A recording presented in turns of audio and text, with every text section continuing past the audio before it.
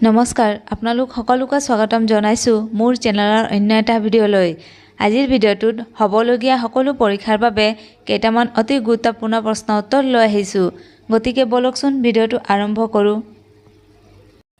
প্ৰথম প্ৰশ্নটো হৈছে ওৰাং ৰাষ্ট্ৰীয় উদ্যানখনে ভাৰত চৰকাৰৰ দ্বাৰা কেতিয়া স্বীকৃতি পাইছিল?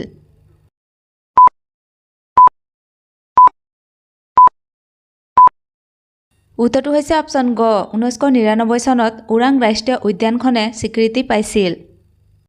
2 নম্বৰ প্ৰশ্নটো হৈছে কাজিৰঙা ৰাষ্ট্ৰীয় উদ্যানখনৰ মুঠ মাটিকালি কিমান?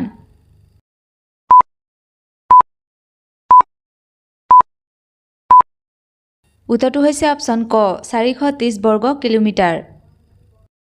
3 নম্বৰ প্ৰশ্নটো হৈছে সোণাই ৰূপাই অভয়াৰণ্যখন ক'ত অৱস্থিত?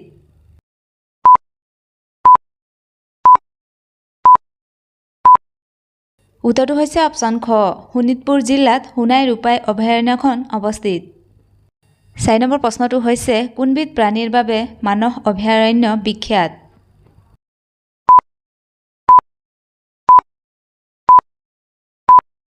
শুদ্ধ উত্তৰটো হৈছে অপশ্যন গ বাঘৰ বাবে বিখ্যাত।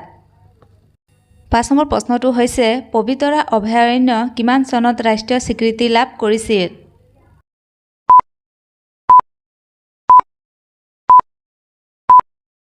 উত্তৰটো হৈছে অপশ্যন খ 1987 চনত স্বীকৃতি লাভ কৰিছিল। 6 নম্বৰ প্ৰশ্নটো হৈছে মানস ৰাষ্ট্ৰীয় উদ্যানে কিমান চনত ৰাষ্ট্ৰীয় স্বীকৃতি লাভ কৰিছিল?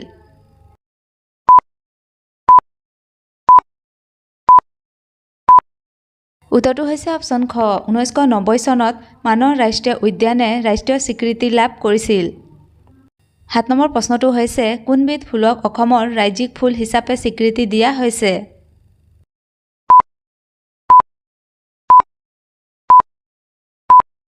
শুদ্ধ উত্তৰটো হৈছে অপশ্যন ঘ কপৌফুলক অসমৰ ৰাজ্যিক ফুল হিচাপে স্বীকৃতি দিয়া হৈছে।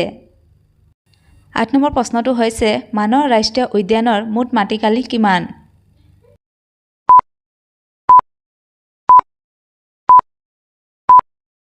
উত্তৰটো হৈছে অপশ্যন ক 950 বৰ্গ কিলোমিটাৰ।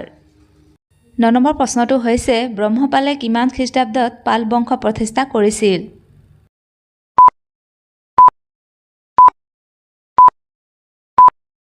উত্তৰটো হৈছে অপশ্যন গ 990 চনত ব্ৰহ্মপালে পাল বংশ প্ৰতিষ্ঠা কৰিছিল। 10 নম্বৰ প্ৰশ্নটো হৈছে আলাউদ্দিন হুছেইন শ্বাহে কিমান খ্ৰীষ্টাব্দত কমতাপুৰ আক্ৰমণ কৰিছিল?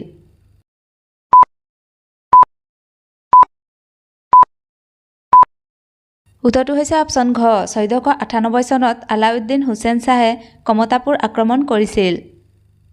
11 নম্বৰ প্ৰশ্নটো হৈছে ডিমাছা বুলি কাক জনা যায়?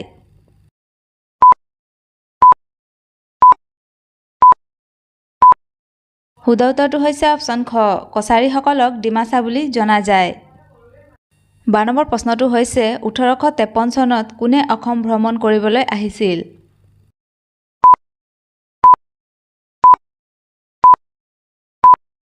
উত্তৰটো হৈছে অপশ্যন খ মুফত মিলছে 1853 চনত অসম ভ্ৰমণ কৰিবলৈ আহিছিল। 13 নম্বৰ প্ৰশ্নটো হৈছে কোনজন মণিৰাম দেৱানৰ বিশ্বাসী বন্ধু আছিল?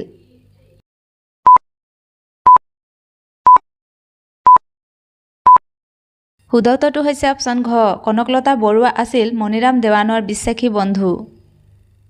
14 নম্বৰ প্ৰশ্নটো হৈছে মহাৰাণীৰ ঘোষণাপত্ৰ কিমান চনৰ পৰা কাৰ্যকৰী কৰা হয়?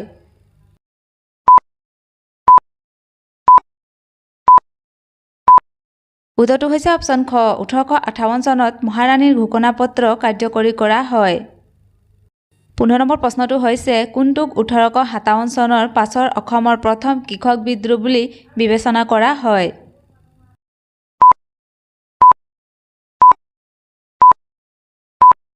উত্তৰটো হৈছে অপশ্যন ক ফুলগুৰি বিদ্ৰোহক 1857 চনৰ পাছৰ অসমৰ প্ৰথম কৃষক বিদ্ৰোহ বুলি বিবেচনা কৰা হয়।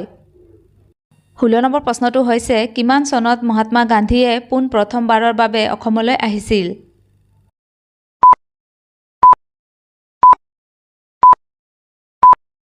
উত্তৰটো হৈছে অপশ্যন গ 1921 চনত মহাত্মা গান্ধীয়ে পোন প্ৰথমবাৰৰ বাবে অসমলৈ আহিছিল। 17 নম্বৰ প্ৰশ্নটো হৈছে কোন আছিল 1921 চনত গঠিত অসম প্ৰদেশ কংগ্ৰেছ কমিটিৰ প্ৰথম সভাপতি?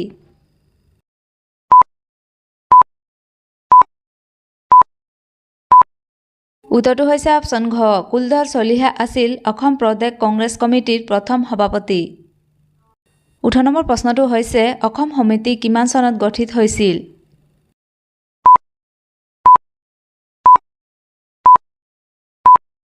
উত্তৰটো হৈছে অপশ্যন ঘ 1903 চনত অসম সমিতি গঠিত হৈছিল 19 নম্বৰ প্ৰশ্নটো হৈছে আসাম এছ'চিয়েশ্যনৰ প্ৰথম সভাপতি কোন আছিল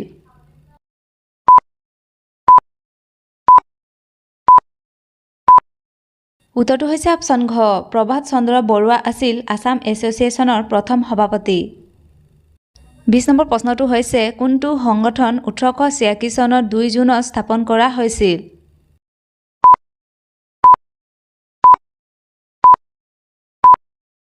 উত্তৰটো হৈছে অপশ্যন খ যোৰহাট সাৰ্বজনীন সভা স্থাপন কৰা হৈছিল 21 নম্বৰ প্ৰশ্নটো হৈছে আহোম সভা কিমান চনত গঠন কৰা হৈছিল